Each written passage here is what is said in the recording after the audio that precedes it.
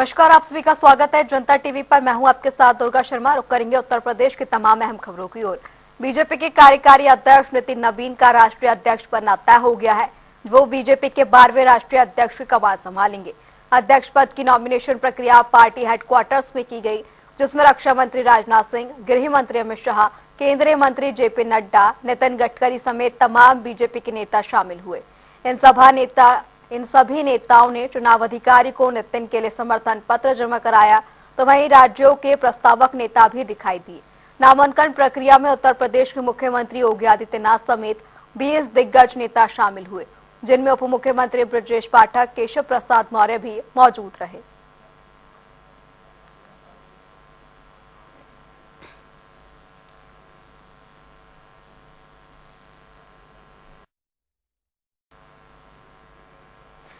बता दें, बीजेपी को नया राष्ट्रीय अध्यक्ष नितिन नवीन मिलने जा रहे हैं और उनके बारे में तमाम जानकारी शिक्षा इंटरमीडिएट रही है उनकी। ग्राफिक्स के जरिए आपको समझा देते हैं। बता दें, इसी के साथ राजनीतिक सफर भी रहा है उनका। 2006 पटना से विधायक रहे, पश्चिमी विधानसभा पटना विधायक से साल 2006 में विधायक, बांकीपुर विधानसभा से भी साल 2010 में विधायक रह चुके हैं नितिन नवीन। राजनीतिक सफर उनका साल 2015 में बांकीपुर विधानसभा से भी विधायक का सफर तय कर चुके हैं और इसी के साथ साल 2020 में बांकीपुर विधानसभा एक बार फिर वहां से विधायक बने और इसी के साथ राजनीतिक सफर आगे बढ़ता गया और साल 2025 में एक बार फिर बांकीपुर विधानसभा से विधायक के पद पर बने रहे। साल 2021 में मंत्री पद भार संभाला और पथ निर्माण विभाग बिहार सरकार में मंत्री पद मिला। साल 2024 में मंत्री नगर विकास एवं आवास तथा विधि विभाग बिहार सरकार में इस मंत्री पद को ग्रहण किया और साल 2025 में पथ निर्माण विभाग बिहार सरकार में मंत्री के तौर पर संभाला। और वहीं साल 2008 में भी राष्ट्रीय कार्य समिति सदस्य भारतीय जनता युवा मोर्चा रहे और सह प्रभारी भी। ये संगठन दायित्व उनका रहा। साल 2010 से साल 2013 तक राष्ट्रीय महामंत्री भारतीय जनता युवा मोर्चा रहे। साल 2016 से साल 2019 तक प्रदेश अध्यक्ष और भारतीय जनता युवा मोर्चा रहे। बिहार प्रदेश में उन्होंने ये कमान संभाली और साल 2019 में सिक्किम राज्य में भाजपा चुनावी प्रभारी लोकसभा एवं विधानसभा चुनाव के दौरान रहे। वहीं साल 2019 में जून में सिक्किम राज्य भाजपा संगठन प्रभारी भी रहे और साल इसी के साथ संगठन दायित्व आगे बढ़ता गया और छत्तीसगढ़ भाजपा प्रभारी के रूप में भी काम किया और 14 दिसंबर को पार्टी के कार्यकारी अध्यक्ष भी बने। बता दें, संगठन दायित्व और आगे बढ़ा। इसी के साथ बीजेपी के सबसे युवा कार्यकारी अध्यक्ष नितिन नवीन रहे हैं और अब उन्हें एक नई जिम्मेदारी मिल रही है। भारतीय जनता पार्टी एक लोकतांत्रिक पार्टी है और अपने मंडल अध्यक्ष से लेकर के राष्ट्रीय अध्यक्ष तक का चुनाव।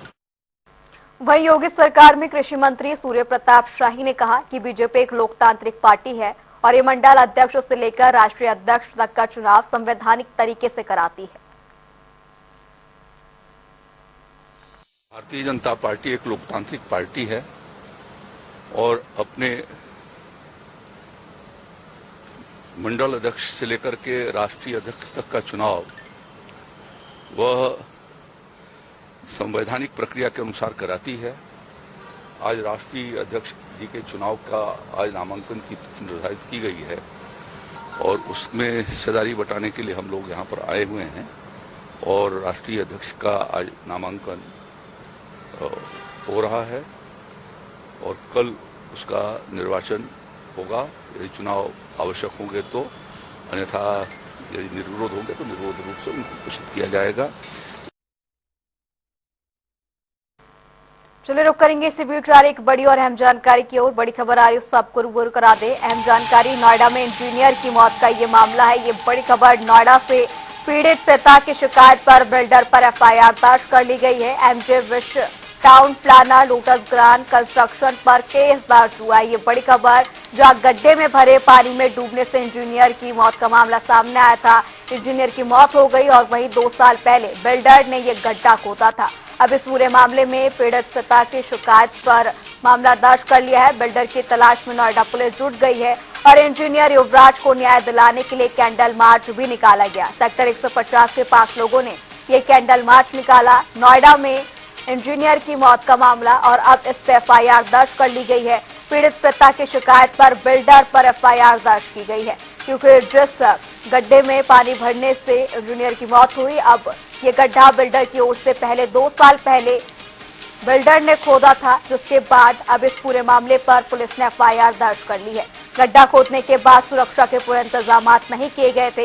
वहीं बिल्डर की तलाश में अब नोएडा पुलिस जुट गई है।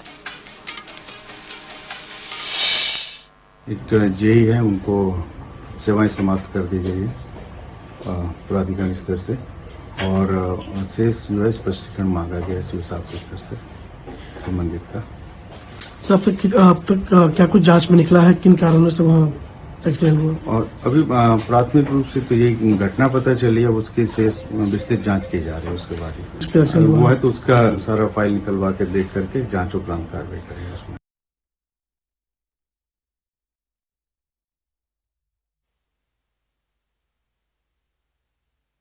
और जोड़ना चाहूँगा, अभी तो जो लोगों का प्रोटेस्ट देख रहे हैं, ये बेसिकली जो गवर्नमेंट की अपैथी है, ये नेग्लिजेंस है।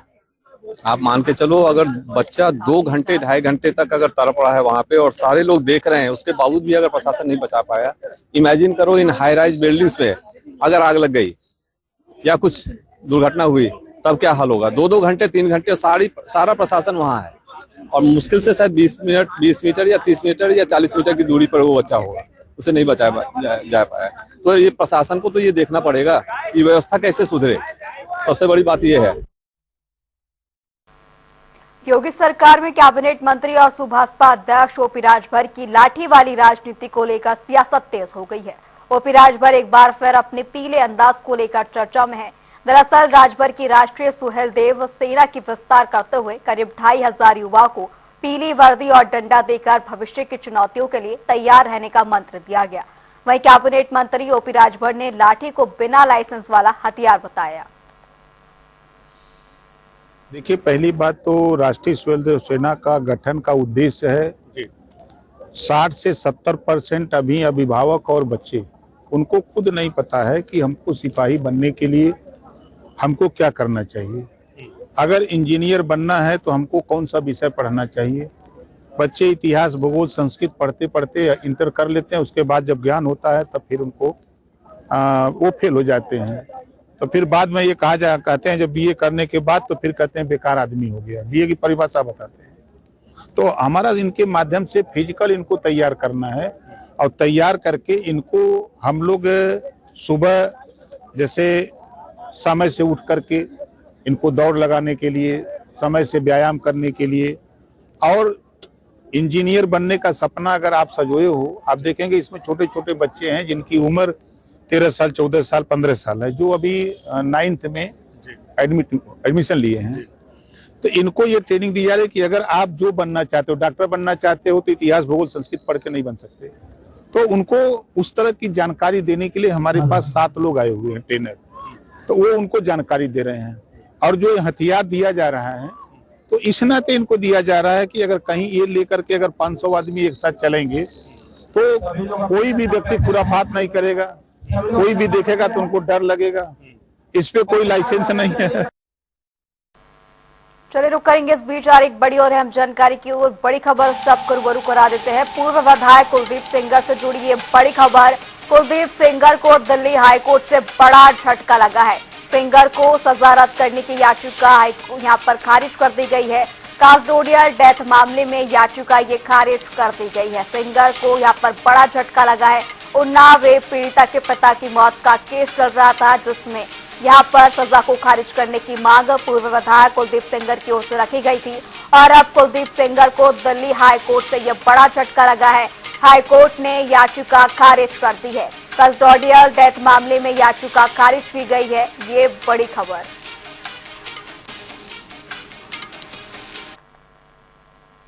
मुलायम सिंह यादव के छोटे बेटे प्रतीक अपनी पत्नी और बीजेपी नेता अपर्णा यादव से तलाक लेंगे। प्रतीक ने सोशल मीडिया पर पोस्ट कर अपर्णा से अपने रिश्ते खत्म करने का ऐलान कर दिया है। प्रतीक ने लिखा है कि स्वार्थी महिला ने परिवार बर्बाद कर दिया, इसने मेरी दिमागी हालत भी खराब कर दी। हालांकि तलाक की खबरों पर अभी अपर्णा यादव का कोई बयान सामने नहीं आया, न ही प्रतीक यादव ने इस पर कोई ऑफिशियल बयान दिया है।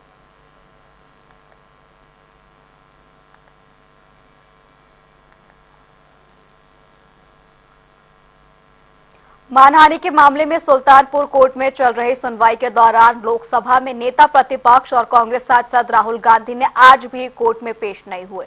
दरअसल मानहानि के मुकदमे में आज राहुल गांधी को अपना बयान कोर्ट में दर्ज कराना था, लेकिन वो नहीं पहुंच सके। ऐसे में अभियोजन अधिवक्ता के अनुसार कोर्ट ने राहुल गांधी का 20 फरवरी को कोर्ट में पेश होने का अंतिम मौका दिया है।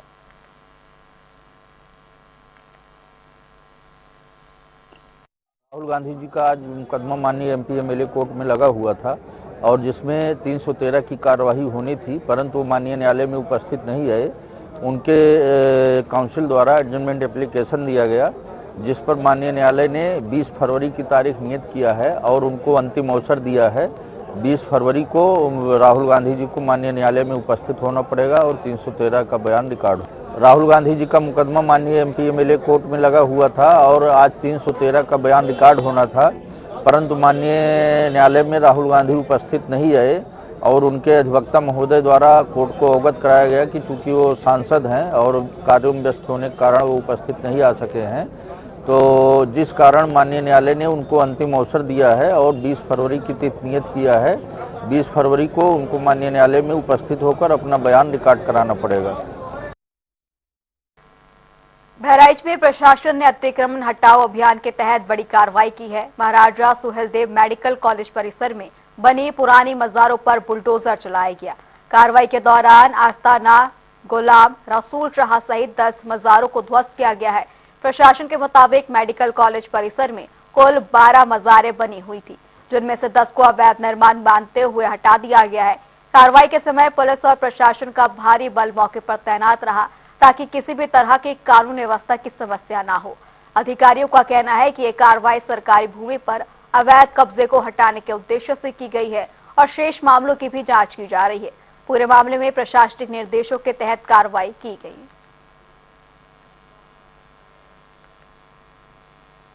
मेडिकल कॉलेज के अंदर अतिक्रमण हुआ था और ये करीब 2002 में नियत प्राधिकारी सिटी मजिस्ट्रेट द्वारा ये आदेश दिया गया था कि ये जो अतिक्रमण हुआ है इसको बलपूर्वक हटा लिया जाए। इन लोगों द्वारा अपील की गई थी जिलाधिकारी महोदय के यहाँ। जिलाधिकारी महोदय द्वारा भी नियत प्राधिकारी अर्थात सिटी मजिस्ट्रेट के आदेश की 2004 में पुष्टि कर दी गई थी। इसके पश्चात ये लोग कमिश्नर साहब के यहाँ चले गए थे। कमिश्नर साहब ने भी 2019 में ये आदेश पारित किया गया था कि जो सिटी मजिस्ट्रेट ने आदेश पारित किया है वो सही आदेश है, इसका क्रियान्वयन कराया जाए। उसी क्रम में 2019 में इन लोगों ने ये कहा था कि हम 2 दिन में हमें समय दे दिया जाए, हम 2 दिन में ये सब हटा लेंगे, लेकिन इन लोगों द्वारा 2019 में समय लेने के बावजूद भी इनके द्वारा नहीं हटाया गया।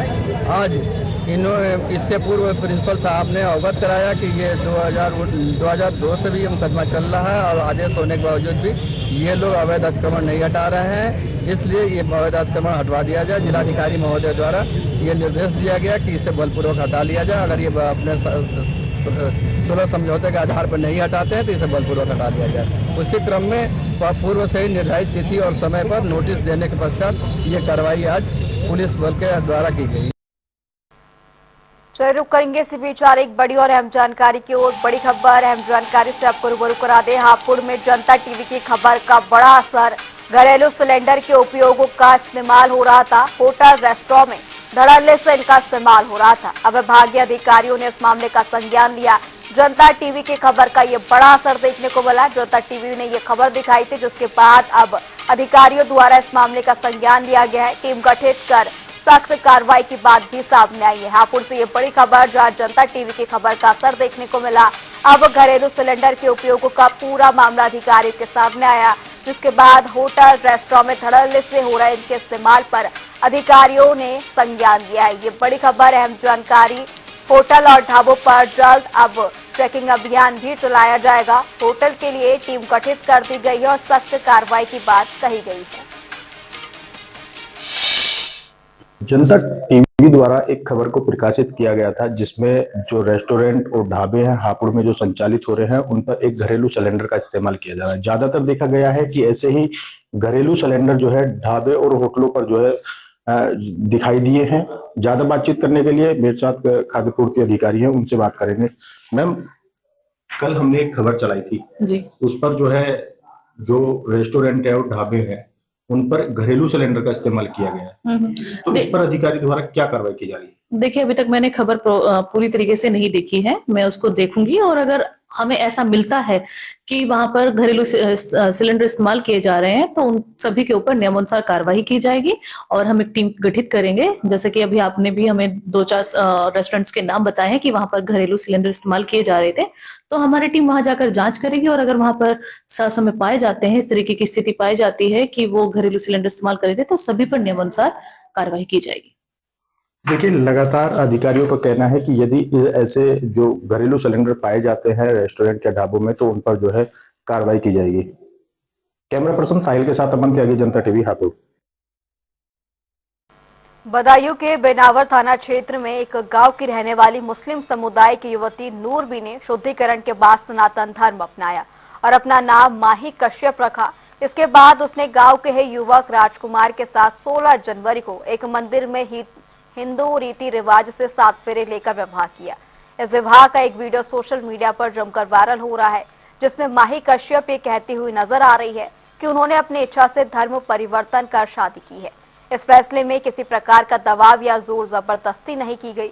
माही का कहना है कि वो और राजकुमार कई वर्षों से प्रेम संबंध में थे, लेकिन परिवार की असहमति के चलते दोनों ने मंदिर में विवाह किया।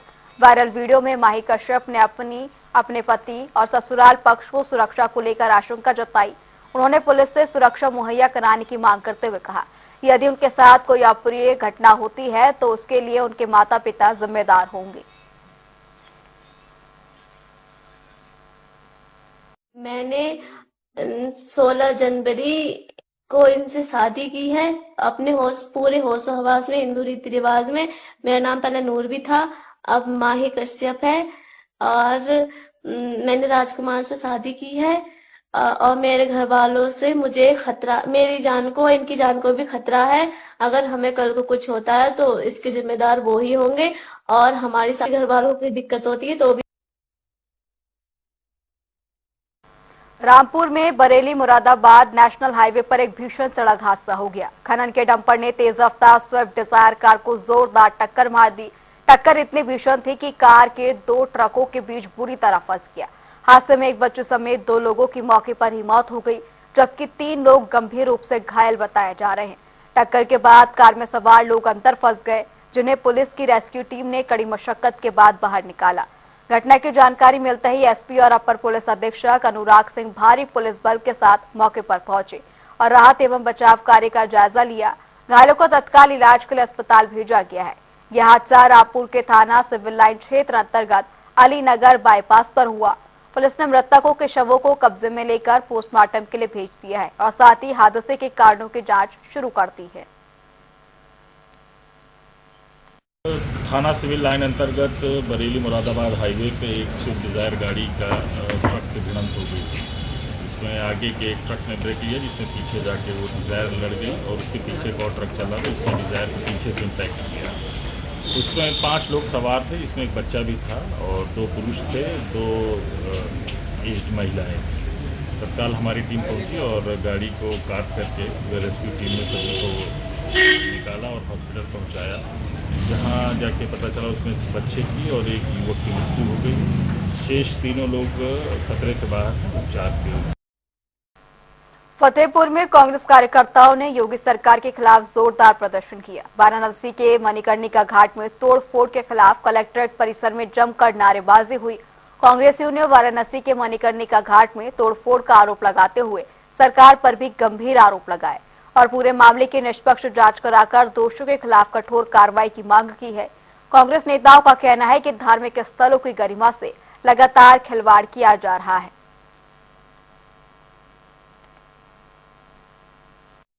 जिस तरह से उत्तर प्रदेश गवर्नमेंट वहाँ के मंदिर तोड़वा रही है, मणिकर्णिका घाट में मणिकर्णिका मंदिर भी तोड़ा गया। वहाँ उनके जो मतलब होलकर ट्रस्ट बना हुआ है, अहिल्याबाई तो होलकर के जो मूर्तियाँ तोड़ी गई हैं उनका ट्रस्ट जो बना हुआ है, योगी जी ने कहा भाई 8 सांसदों के ऊपर FIR हुई है। उन्होंने कहा नहीं, AI के माध्यम से लोगों ने दूसरे दल के लोगों ने एआई के माध्यम से फोटो बनवा के और राजनीति इसमें कर रहे हैं। वहाँ कोई भी मंदिर या कोई मूर्ति नहीं तोड़ी गई है, जबकि होलकर ट्रस्ट वाले लोगों ने ही कहा कि भैया वो टूटी हुई मूर्ति हमको दे दीजिए, हम उनको ठीक करा के फिर से लगवा देंगे। अगर न टूटी होगी तो वो लोग वहाँ जाके उन्होंने देखा, उन्होंने जांच किया, जहाँ जगह जगह में जाकर देखा, जब वहाँ टूटी मिली तब उन्होंने कहा। लेकिन जो एआई करके झूठ फैला रही है यूपी गवर्नमेंट, ऐसा कुछ नहीं। वहाँ जांच करा के दोषी जनों के खिलाफ कार्रवाई होना चाहिए। कुशीनगर से एक दिल दहला देने वाली घटना सामने आई है। यहाँ एक घरेलू विवाद ने खौफनाक रूप ले लिया। तरियाज सुजान थाना क्षेत्र में एक पति ने सब्जी काटने वाली धारदार हथियार से अपनी पत्नी की गला काटकर हत्या कर दी। पत्नी की हत्या के बाद आरोपी पति ने खुद भी फंदे से लटककर आत्महत्या कर ली। घटना से पूरे इलाके में सनसनी का माहौल है। जानकारी के मुताबिक 2 महीने पहले ही दोनों ने प्रेम विवाह किया था। फिलहाल पुलिस मामले की जांच कर रही है। थाना तरिया सुजान के अंतर्गत एक ये बढ़ई टोला ग्राम पड़ता है। यहाँ पर आज लगभग 8:30 बजे पुलिस को सूचना मिली कि एक घर में एक व्यक्ति द्वारा सुसाइड करना प्रतीत हो रहा है और एक महिला की और लाश मिली है। इस पर पुलिस मौके पर पहुंची तो ये जानकारी हुई कि दरवाज़ा तोड़ करके जब अंदर देखा गया ग्रामवासियों द्वारा, तो इसमें एक महिला का गला कटा हुआ था और एक पुरुष फांसी पर लटका हुआ था, जिसको कि वहाँ ग्रामवासियों द्वारा उतारा गया था। प्रथम दृष्टया ऐसा प्रतीत हो रहा है कि ये जो मृतक है, इसका नाम अरुण शर्मा है। नवंबर में ही इनकी शादी हुई है और इनकी पत्नी नेहा भारती हैं और किसी कारण से इनके द्वारा पहले अपनी पत्नी का किसी धारदार हथियार से गला काटा गया और उसके उपरांत स्वयं एक फंदा लगा करके आत्महत्या की गई है, ऐसा प्रतीत हो रहा है। चलिए रुक करेंगे इस बीच और एक बड़ी खबर की ओर। बड़ी खबरों से आपको रूबरू करा दें अहम जानकारी। बड़ी खबर आगरा से इस वक्त ये बड़ी खबर, मेट्रो निर्माण कार्य के दौरान बड़ा हादसा हुआ है। आगरा से ये बड़ी खबर, सड़क पर चलती कार पर पत्थर गिरा। पत्थर लगने से कार चालक गंभीर रूप से घायल हो गया है। सूचना पर पुलिस भी पहुंची और जांच के आदेश दे दिए गए हैं।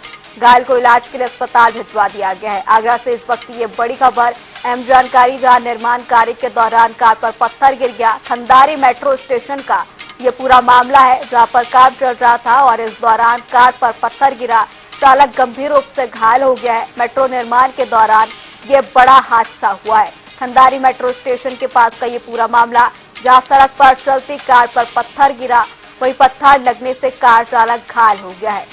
सूचना पर पुलिस भी पहुंची और जांच में जुट गई है। घायल को इलाज के लिए अस्पताल में भर्ती कराया गया है। आगरा से यह अहम जानकारी, जहां खंडारी मेट्रो स्टेशन के पास एक घटना घटी। निर्माण कार्य के दौरान पत्थर सड़क पर चलती हुई कार पर गिर गया। इस दौरान मेट्रो निर्माण कार्य के दौरान बड़ा हादसा हुआ। फिलहाल इस बुलेटिन में इतना ही। रुकिएगा एक छोटे से ब्रेक के लिए।